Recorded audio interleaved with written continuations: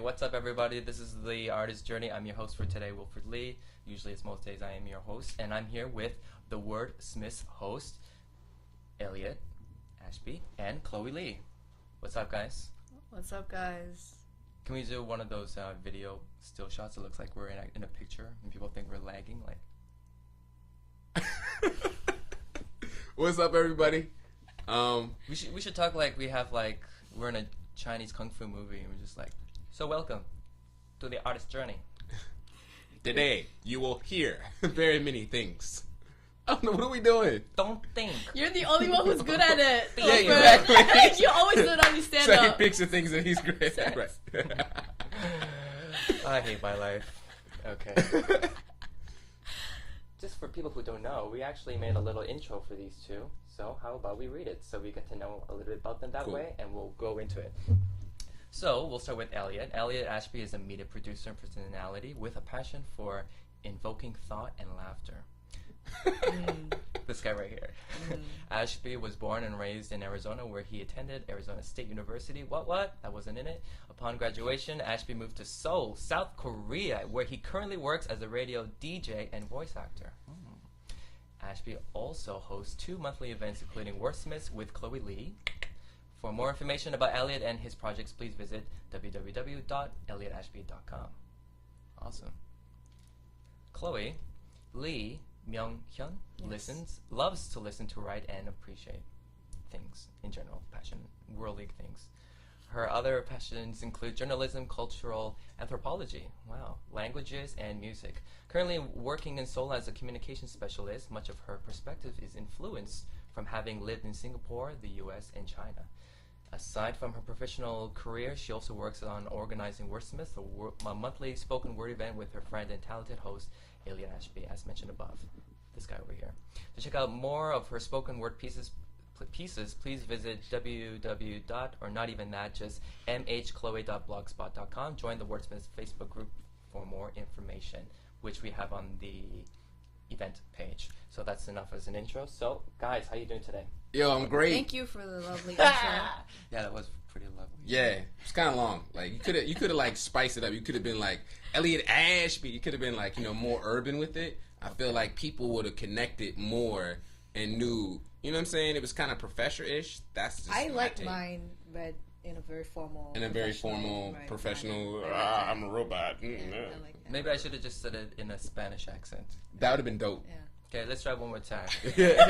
At least just the first sentence. What's Spanish? Antonio Banderas. Yeah, flavor. Welcome everybody.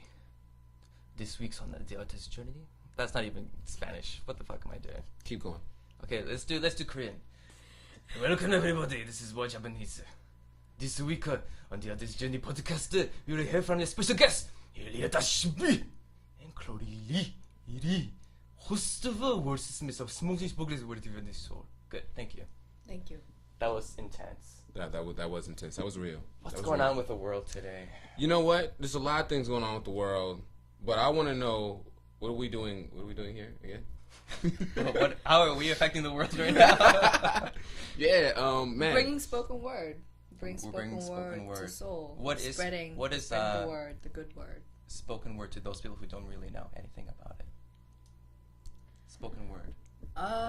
It's Like- always hard to explain it to people that don't know it. It's hard. Do I say it's conventional poetry? No, it's not even. It's like a mix between poetry, monologues, and it's like rap. Also, it's influenced by so many things. It's like a subgenre. Yes, it is. So It what is. is the main source? Is it poetry or is it? I think of it primarily as poetry, but I mean, spoken word to me is really where the performance element takes the center stage. And I mean that's the most important. It's not necessarily because you can go and hear people just read stuff, and that's cool. Right. But when you go to a spoken word event, I mean, I think of slam poets. I mean, I even think of storytellers that, you know, can just enrapture you in a story. Mm-hmm. But it's not just someone who writes well. Because, I mean, there's a difference between seeing, say, for instance, you go see a performer and you've seen them on television and you see them in concert.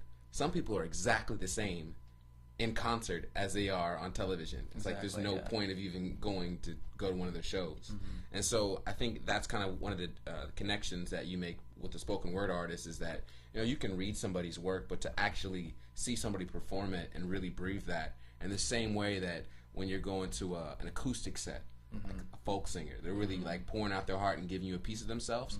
That's what I feel like spoken word is to me. But it's a mix of like what you do in terms of comedy, singing, storytelling, hip hop. It's a mixed jazz. It could it's just a gumbo. So, whatever people want to put in there.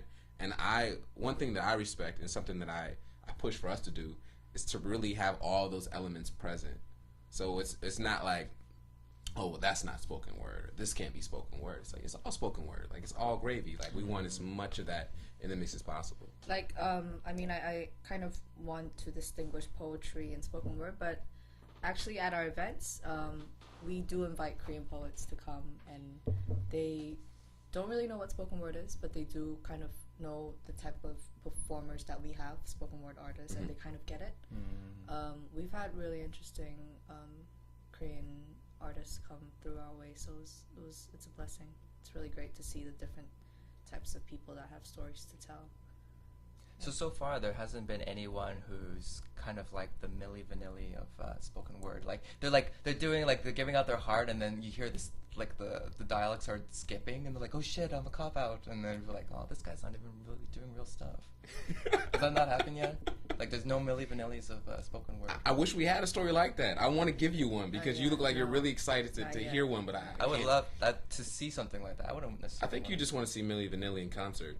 And Girl, you know it's but true. I think somebody passed away in the group though. So it's only Vanilli. Yeah. And then it's like not even funny anymore because it's like such an old reference. Yeah. Milli Vanilli. Yeah, please explain. She doesn't even. So yeah.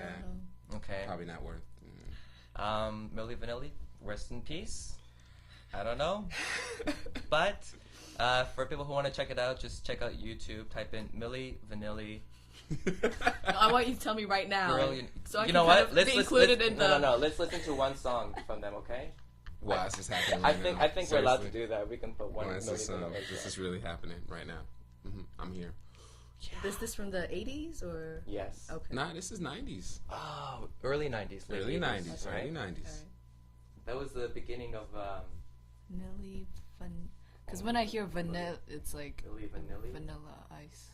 But I don't even know if it's possible for like a spoken word artist to do You know it's true. this type of thing. Prepare to have your mind Girl, blown, you people. know it's true. Yes. Uploaded over 4 months ago. This version has over 108. But you know what's funny? There's probably a great parallel between 1988. Milli Vanilli and K-pop. Oh, absolutely. I don't think K-pop existed until the 80s with the formulation of like. 봉짝. But I'm saying the way that these guys were kind of put up, you know what I mean? There was a lot of lip syncing. There's a lot of packaging, a lot of gloss. Yeah. It was very image driven, you know what I'm saying? And then once they mess up on stage, everyone's like, oh shit, we can do that too. We can just fake it. I thought we always had to sing the song. Yeah, but for them, it was almost like it was lip a... syncing. For them, it was Yeah, they a were big lip-syncing. deal. Okay. It was a huge deal. Whereas, you know, it's like they lost their authenticity when they're like pop. Whereas, like, if that happened in a K-pop group, which does happen, you know what I mean, it's not a huge deal. I mean, we're like, actually more surprised when you hear, like, a girls group do an acoustic version, like, you know, 21, and you're like, oh, they really are talented. They really can sing, because you almost don't know with all the packaging. Right, and it's kind of like if you even heard or the notion that like Whitney Houston or like would ever do like a lip sync of her own song, that's just like that would be devastating, you know. Yeah.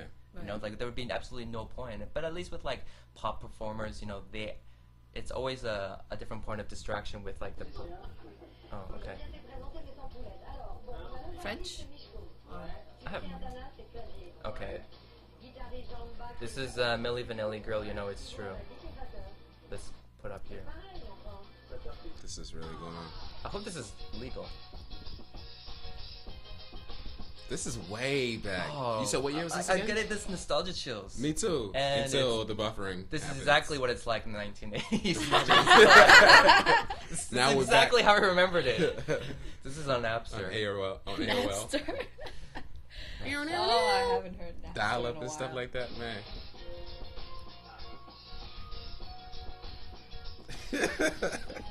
He's jamming out. This is really happening right now. Okay.